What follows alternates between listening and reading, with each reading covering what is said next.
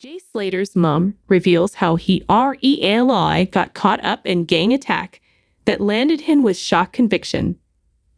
Critics of Jay and his family have recirculated online stories about the 19-year-old's involvement in an assault on a 17-year-old in 2021.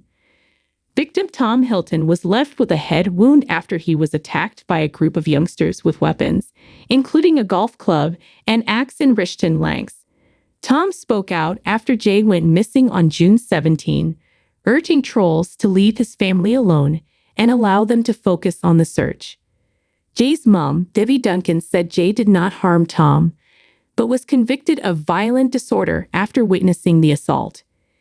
Debbie, 56, told The Sun, "They used to go up to woods and into this old paper mill, 5 minutes away. This one night, there was an incident where there were probably a couple of hundred people there. A lad, who was older, got attacked by what he described as 20 kids. They were appealing for witnesses, and I said to Jay, I think you should go and do a statement. So I took him myself to Blackburn, Green Bank Police Station.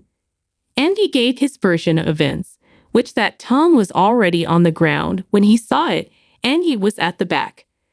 I didn't think anything of it, but the following April, a letter came through saying that Jay was being charged with violent disorder. Jay attended the trial, and Tom stood up in court and said that he didn't remember much about it. But Jay was kind of found guilty by association, and I don't think he struck a blow or harmed Tom. I would just say that loads of kids get into trouble when they're younger. There's grown men, dads, granddads, who get done for violent disorder for a fight that breaks out, say, outside a football stadium most weekends. But because Jay's in the limelight, they just want to say every bad thing that they can say about him. But they don't know Jay and are dragging up all things that they don't even know about. They don't know his background and his upbringing with a loving family. He was a lovely boy and wasn't a bad person. I had Snapchat so I could communicate with him. He had a French bulldog, Buster, and he would be sending me snaps when he was out with the dog. After Jay disappeared, and even since his body was found 29 days later on July 15, trolls have relentlessly targeted his grieving family.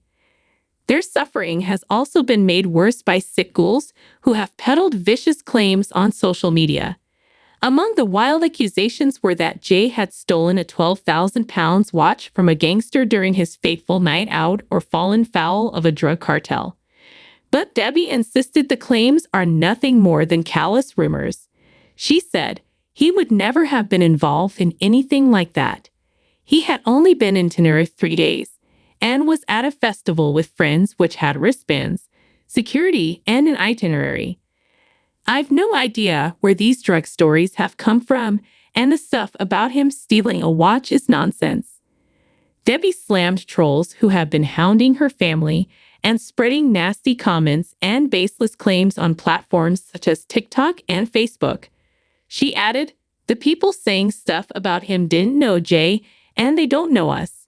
He hasn't been here to defend himself against all these horrible stories that were going on around the world about him.